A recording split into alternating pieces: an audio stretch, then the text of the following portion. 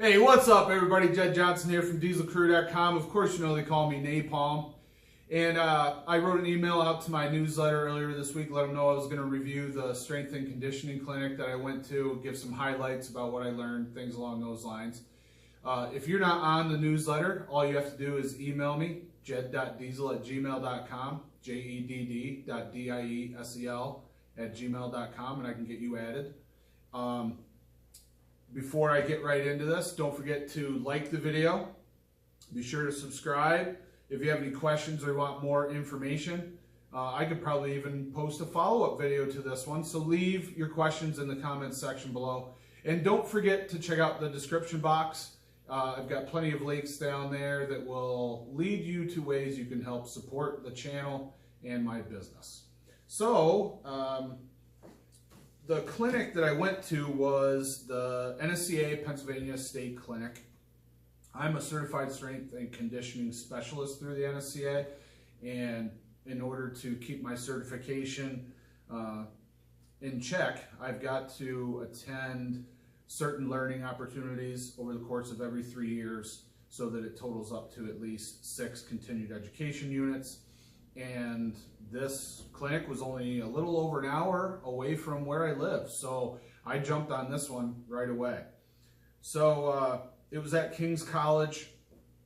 I want to give you the strength coach's name. His first name was Hayden Gerhardt, and he put it on, did a real good job, and it was real nice, and you know, good opportunity to get continued education units not very far from where I live, so I was real happy. The clinic started around 8 o'clock and it went until about 5, and lunch was served, and coffee was provided the whole time, so I drank about a gallon of coffee and had a good solid lunch, and all the boxes were checked as far as amenities are concerned. I drove down that morning, drove back that night. Real easy because it's only an hour away from where I live. So there were 8 talks. The first one was extensions and limitations of body weight and manual resistance exercises by Zachman. So right off the bat, I knew exactly what I was getting into. So roughly 15, probably closer to, actually over 20 years ago, I attended a Juniata strength conference and was exposed to manual resistance exercises. And basically, a real good example is, say it's you and your lifting partner. You go through the motion of a side lateral. He's got his hands on your shoulders and he's providing resistance. And you can really create a lot of resistance in exercises like this just with manual resistance from a partner. So what we were shooting for was 2 seconds through the concentric phase and then 4 seconds on the way down, and just doing 10 reps of each exercise. So we did the side lateral, we did a seated press, we did tibialis anterior, and you would not believe, I had no idea how strong the tibialis anterior is. So basically we were sitting with both legs out in front of us, okay? And then we would cup our hands around the dude's feet and resist. So if this is my foot, I'm gonna dorsiflex up and then plantar flex down, 2 on the way up, 4 count on the way down. And I couldn't believe it, man. Like, the dude I was paired up with, he was probably like 225 to 250 range. Good strong dude, and I am pulling as hard as I can, so hard my lats were cramping up, just to resist his feet as he came up into dorsiflexion. So the coach that gave that presentation was Zachman, and he said that it was something they had to start doing during COVID because they couldn't use the gym, so they had to stay outside. They didn't take all the lifting implements outside, and they just did manual resistance. So I was exposed to this, like I said, over 20 years ago by Eric Childs from Penn State University, and I think Nathan is also from Penn State University. He had a Penn State shirt on. So The next talk was by Travis Poland, and it was Rethinking Pre-Participation Screening, New Perspectives on Injury Prevention. And so basically what he was talking about was there's plenty of different screens and predictive analysis that you can do to kind of predict whether or not a person is susceptible for a given injury. And they went over, they touched on the functional movement screen and several other ones that I didn't write down. I've never used any of those. But what it came down to is, it's kind of complex to go over. I really can't do it, but he showed the limitations of the screens. And even though there's risk factors, when you find the people with the risk factors and address them, there's still going to be injuries that take place to the people that didn't have the risk factors. So it's a matter of dedicating the right amount of time to the right populations of your athletes, because you're never going to get them all. So it's really not prediction, it's actually data association. So it was very interesting how he broke all that down. Now, this was the first time that I ever attended a talk where it was interactive with a poll. So throughout his talk, he had poll questions, and you scanned one of those weird marks that's on a screen, like a TV screen. I forget what they're called. You scan it, and it brings up a website, and you can interact with the speaker through those poll questions. So one of them was like, what screening measure do you use? And there was, multiple choice, FMS and all the other ones. I just said, I don't use any of those. I just watch them lift. So basically what I do is I will watch a person lift, and I can tell whether they can control their shoulders, whether their knees pop in, whether they can balance, things like that. And then I just make the corrections from there, so we prevent those higher risk movement patterns. And the other thing you do is just talk to the athlete. Does this hurt your back? Does this hurt your shoulders? Then you can change the angle of the movement, or reduce the risk of injury from the exercise based on how they're feeling. Now, what goes on in a sporting event? ACL tears, hamstring pulls, oblique strains. That I have no idea. I'm not there for those practices, but what I do is I pay attention to how people are moving in the weight room and try to correct it from there. And hopefully by preventing someone from letting their knees pop in on a deadlift or a squat or a clean, then that will cause them to be more aware of what they're doing with their hips and knees, and they can control a little bit better when they're out on the field or on the court. The third one, this was probably the most hardcore, strength-oriented talk of the day, Developing Agility with Resistance Training by Mirel Babs. And I forget where he's from. Might have been Romania. Unfortunately, I didn't write it down. But this was a big, strong, jack dude, power lifter, and he talked about how he develops the agility with his athletes with resistance training.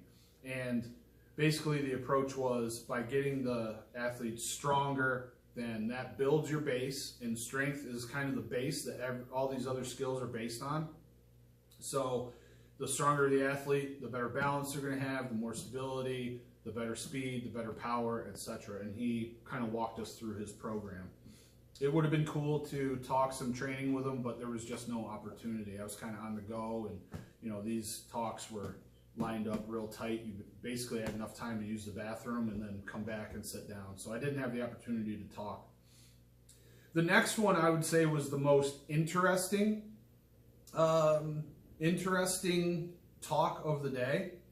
And this was dietary supplements for strength and power athletes. And he talked about all kinds of beneficial supplements. So basically he was going by the research for all of these supplements. And I'm trying to pull up.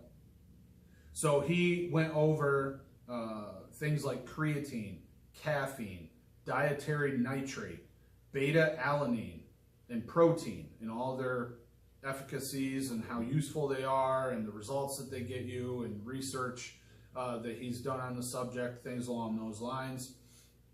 He also talked about citrulline, taurine, omega fats, tart cherry, vitamin D, collagen, and immunostimulants. He did not go into as much detail on those last 6 or 7. Most of it was on the first 6 or so, but he also had a ton of information. What it seemed like he wasn't able to cover everything that he had, maybe, but you know, all these things he said that were backed by research to show to be beneficial. And obviously, we know how important creatine can be for strength training. In fact, I haven't taken creatine for years, and I just ordered some last week. It arrived today. I plan on taking it every single day, not only for the benefits of my strength training, but also related to the benefits of for the brain, mental capacity, memory, elimination of brain fog, stuff like that. And I was extremely impressed to find out that there's a strong indication that creatine can be beneficial for even people like Alzheimer's patients. So very, very eye-opening and interesting talk. Probably the one that I was most interested in all day long. The next one was Strategies for Tactical Fitness Training by Carrie Ellis, which I was hoping to be like oriented towards handguns and self-defense and stuff like that, but it ended up being more along the lines of military, which there's nothing wrong with that. I'm just saying I was kind of guessing that it might be tactical oriented as far as like law enforcement and gun handling. And it's not like I was disappointed. It was still good information. Carrie Ellis is a former veteran. You know, I appreciate her service to the country. She knows a ton of information about this stuff. And she went over conditioning and strength training and, you know, the running programming and stuff like that she's done over the years. It was cool. Next was Strategic Improvisation, Effective Communication for Strength Training. And I got to tell you, I don't know if I was distracted during this time or what, but I just do not remember a single thing about this talk. It was by Sam Arnold. I don't remember what this guy looks like. I don't know if I took any pictures of the talk. I have some of the slides here that I've taken pictures of. And I don't know. Something happened, man. I must have been in dreamland or something, because I do not remember anything about this talk. I don't even know what he was talking about as far as effective communication for strength training. I couldn't tell you anything about this. Do I have any? I don't even have any notes. I know I was there, but it just didn't register. It disappeared. So we'll go on to the next one. The Science of Yoga for Athletic Performance was by Sally Sherman. And it was very eye-opening for me to go through a yoga session. I know she did a talk. I think I spaced most of the talk off. I must have been getting tired. It was after lunch. I was distracted. But I did jump into the hands-on session, and she took us through a yoga protocol, class. I don't know what you'd call it. Talk about the struggle bus. I am so tight and hampered in my movement quality. It's not even funny. Like I said, it was very eye-opening. I was kind of ashamed. I had to take my shoes off. Like, I could not balance in my shoes. They have a very, very soft sole to them.